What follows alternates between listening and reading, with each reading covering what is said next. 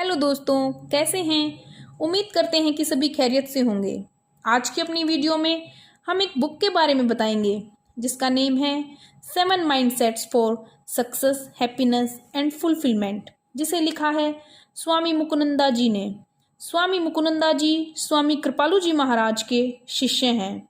जब इस बुक को मैंने पढ़ा तो मुझे ये इतनी अच्छी लगी कि इसे मैं अपने व्यूअर्स के साथ शेयर करने से नहीं रुक पाई। This is really a amazing book. इस बुक को पढ़कर रियली हम अपने माइंड सेट्स को चेंज कर सकते हैं, एक पॉजिटिव फीलिंग का एहसास कर सकते हैं। इस वीडियो को लास्ट तक देखिएगा। इसमें दिए गए 7 रूल्स को सुनकर आपको इतना अच्छा लगेगा, इतनी खुशी का एहसास होगा जिसका अनुभव आपने कभी नहीं किया होगा।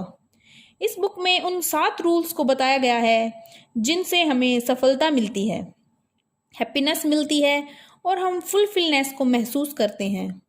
हमारे अंदर का अधूरापन खत्म हो जाता है। सबसे पहले हम जानेंगे माइंडसेट क्या होता है। स्वामी मुकुनंदा जी कहते हैं माइंडसेट हमारी एक आदत होती है जिसे हम तब तक रिपीट करना होता है जब तक नेचुरली ये हमारे अंदर से ना आने लगे। दोस्तों, पहला माइंडसेट होता है पॉजिटिविटी का। अपनी लाइफ में आगे बढ़ने के लिए, सक्सेस पाने के लिए किसी भी इंसान का पॉजिटिव माइंडसेट होना बहुत ज़रूरी है। क्या आप जानते हैं कि पॉजिटिव होने में हमें क्या रोकता है? वे हैं jealousy, unforgiveness and lack of gratitude.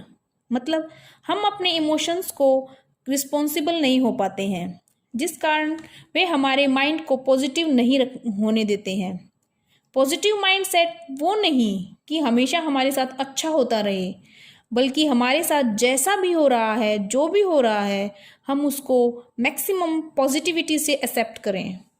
Her problem में उम्मीद की एक सुनहरी किरण को ढूंढना ही पॉजिटिविटी है। अब सेकंड है mindset of taking responsibility of our emotions. ये वो फीलिंग है जिसकी कमी के कारण हम अपने को पॉजिटिव नहीं रख पाते हैं। फॉर एग्जाम्पल, हफ्ते भर के हार्ड वर्क के बाद आपको संडे को हॉलीडे मिली है।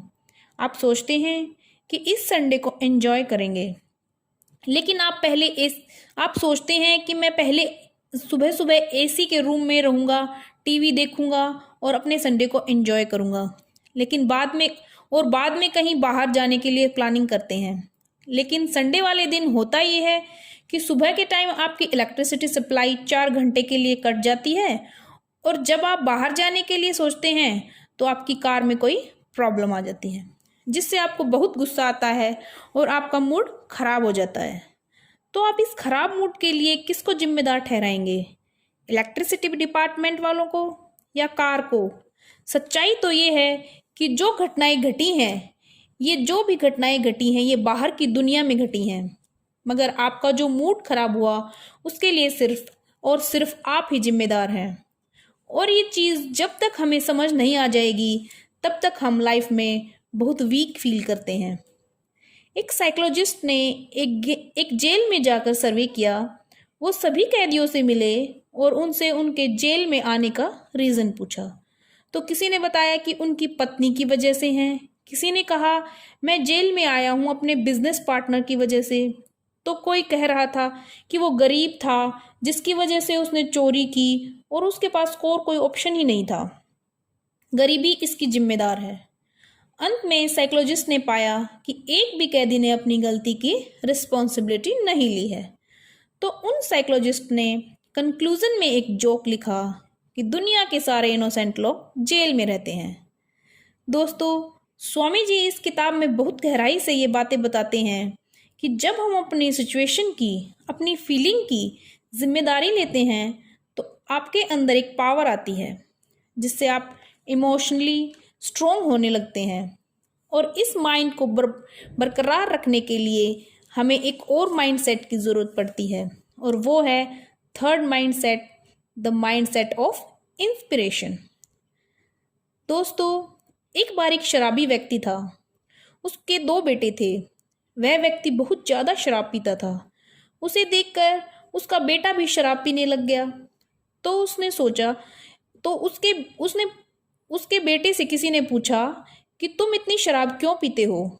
तो बेटे ने जवाब दिया, आपने देखा नहीं मेरे पिताजी कितनी शराब पीते हैं और उन्हीं को देखकर मैं भी ऐसा बन गया हूँ। और वहीं उसके दूसरे बेटे से पूछा गया जो कि एक अच्छी जॉब करता था और एक कामयाब इंसान था। तो उसने जवाब दिया उसने जवाब दिया मेरे पिताजी बहुत शराब पीते हैं और जिसकी वजह से हम हमेशा गरीब रहे हैं। मैंने तभी से फैसला ले लिया कि मैं पिताजी के जैसा नहीं बनूंगा, मैं एक कामयाब इंसान बनूंगा। दोस्तों, मोटिवेशन हम क्या लेते हैं यह पूरी तरह से हम पर निर्भर करता है। मोटिवेशन भी कई प्रकार के होते हैं। एक होता है इंटरनल मोटिवेशन और दूसरा एक्सटर्नल मोटिवेशन। एक्सटर्नल मोटिवेशन हमें मिलता है किसी लेक्चर को सुनकर, किसी किताब को पढ़कर। इंटरनल मोटिवेशन में आपका इंस्पिरेशन गोल होता है और आपको क्लियर होना होता है कि किस वजह से आप ये काम कर रहे हैं। जब आपको ये क्लियर हो जाता है तो आप बहुत ही मोटिवेट होकर अपने गोल को पूरा करने के लिए लग जाते हैं। दोस्तों, स्वामी जी बहुत अच्छे से ये समझाते हैं कि कभी कभी हम गोल क्लियर होने के बाद भी मोटिवेट नहीं हो पाते हैं। उसका रीज़न ये है कि हम निरंतर उस गोल के लिए चिंतन नहीं करते हैं। मोटिवेट होने के लिए चिंता नहीं बल्कि चिंतन करना होता है, क्योंकि चिंता हमेशा प्रॉब्लम्स क्रिएट करती है जबकि चिंतन का रिजल्ट हमेशा सॉल्यूशंस होते हैं। स्वामी जी बताते हैं सक्सेसफुल बनने के लिए सिर्फ मोटिवेट ही नहीं, इतना ही काफ़ी नहीं होता। उसके लिए हमारे अंदर फोर्थ माइंडसेट जो कि है the mindset of purity in intentions, इसका होना भी बहुत ज़रूरी है। स्वामी जी इस बात को क्लियर करने के लिए बहुत सारे एग्जाम्पल्स देते हैं। उनमें से एक है रॉक एंड रोल के किंग एल्विस प्रिस्ले। उनकी एल्बम 1 मिलियन से ज़्यादा सेल कर चुकी थी, जो अपने आप में बहुत ही खुशी की बात है।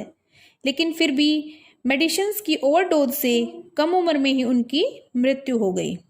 तो इससे पता चलता है कि खुश रहने के लिए इंस्पायर्ड रहना, मोटिवेटेड रहना ही ज़रूरी नहीं है, बल्कि उसके साथ साथ हमारे इंटेंशंस में प्योरिटी होना भी ज़रूरी है।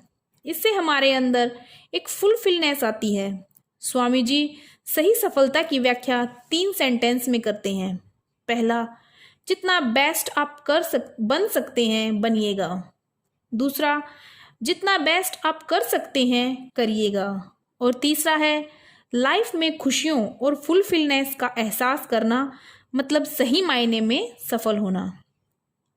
जब हम किसी प्योर इंटेंशन के साथ कोई कार्य करते हैं तो हमें फुलफिलनेस का एहसास होता है।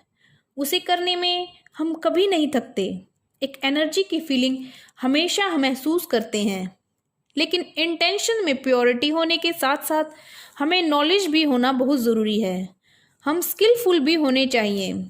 इसलिए स्वामी जी हमें 5th माइंडसेट बताते हैं, the mindset of cultivating knowledge. The mindset of cultivating knowledge. एक स्टडी हमें बताती है कि बहुत से देशों में ज़्यादातर लोग ग्रेजुएशन के बाद बुक्स नहीं पढ़ते हैं। वो समझते हैं ग्रेजुएशन तक हमने जो पढ़ लिया उतना ही काफ़ी है।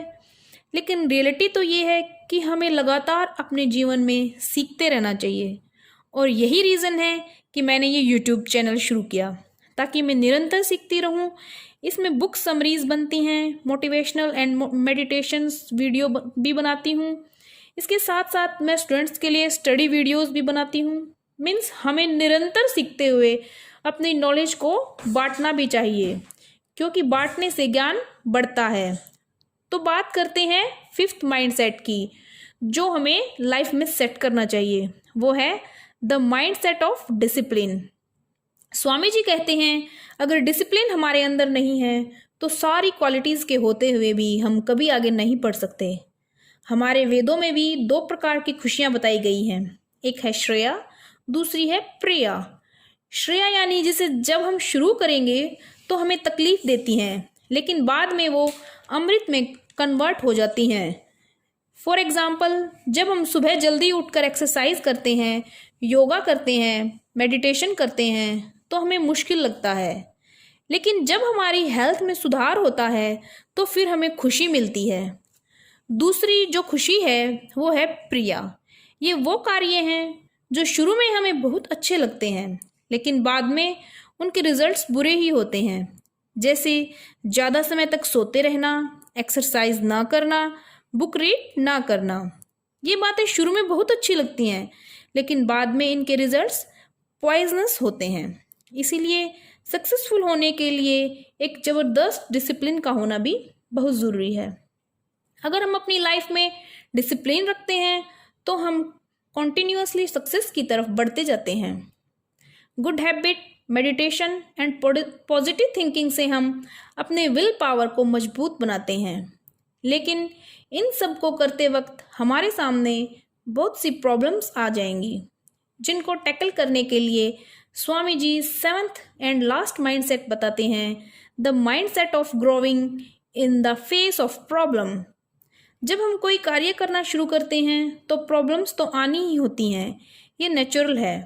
लेकिन जब प्रॉब्लम आएंगी आपकी लाइफ में तो दो बातें साथ आएंगी। एक तो प्रॉब्लम बड़ा हो सकता है या आप उसको बड़ा करके देखते हैं। एक्चुअली प्रॉब्लम हमेशा उतनी बड़ी नहीं होती हैं जितनी बड़ी करके हम उसे देखते हैं। हमें प्रॉब्लम को देखकर डरना नहीं चाहिए, क्योंकि कोई भी प्रॉब्लम इतनी बड़ी नहीं होती कि हमारे पास उसका सॉल्यूशन ना हो। वो सब हमारे ऊपर डिपेंड करता है कि हम प्रॉब्लम को किस तरह से हैंडल करते हैं। हर प्रॉब्लम का सॉल्यूशन ज़रूर होता है। इस किताब में स्वामी जी ने बहुत अच्छे एग्जाम्पल्स के साथ समझाया है इन 7 रूल्स को। मैं ये बुक आप सभी को पढ़ने के लिए रिकमेंड करती हूँ। इसे पढ़कर हमें बहुत अच्छा फील होगा और इन 7 माइंडसेट्स को लाइफ में अप्लाई करके डेफिनेटली आपकी लाइफ में चेंज होगा। तो दोस्तों, अगली वीडियो में मिलते हैं फिर से एक नए मोटिवेशन एंड माइंडसेट के साथ। तब तक के लिए हैव ए नाइस डे और हमारी वीडियो को लाइक करना ना भूलें। जय हिंद।